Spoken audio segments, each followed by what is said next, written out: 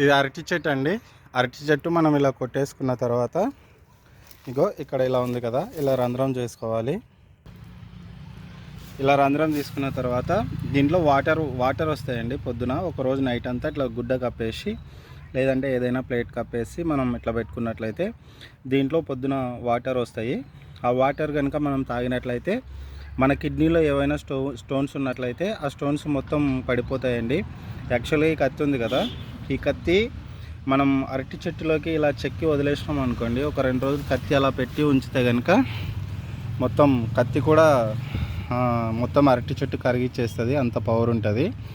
ఐరన్నే కరిగించినప్పుడు మామూలుగా మన కిడ్నీలో స్టోన్స్ ఎంత దీనికి చెప్పండి. కాబట్టి ఇప్పుడు ఇలా గుంత చేసుకున్న తర్వాత మనం ఏదైతే వాటర్ వస్తుందో ఉదయానికి ఆ వాటర్లో B6 B12 విటమిన్స్ చాలా ఖనిజాలు లవణాలు ఉంటాయండి. B6 B12 అనేది బాడీ హెల్త్కి చాలా ఉపయోగపడుతుంది. కొంచెం చూసినట్లయితే వాటర్ కూడా కొంచెం కనిపిస్తున్నాయి. పొద్దునకి ఇంకా చాలా వాటర్ వస్తాయి. ఈ వాటర్ కనుక మనం పడిగడుపుననే సేవించినట్లయితే ఖచ్చితంగా కిడ్నీలో ఉన్న రాళ్ళు, మూత్రాశయ ఇన్ఫెక్షన్స్ ఏవైతే ఉంటాయో అవన్నీ పోతాయని చెన్నైలో చాలామంది చెప్తూ ఉంటారు. సిద్ధ ఆయుర్వేదంలో కూడా దీన్ని చాలామంది వాడుతుంటారు.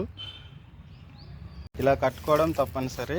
ఎందుకంటే ఇలా కట్టుకున్నట్లయితే రాత్రిపూట పురుగులు అలాంటివి ఏం పడకుండా ఉంటాయి. పాములు వచ్చి కూడా వాటర్ తాగకుండా ఉంటాయి.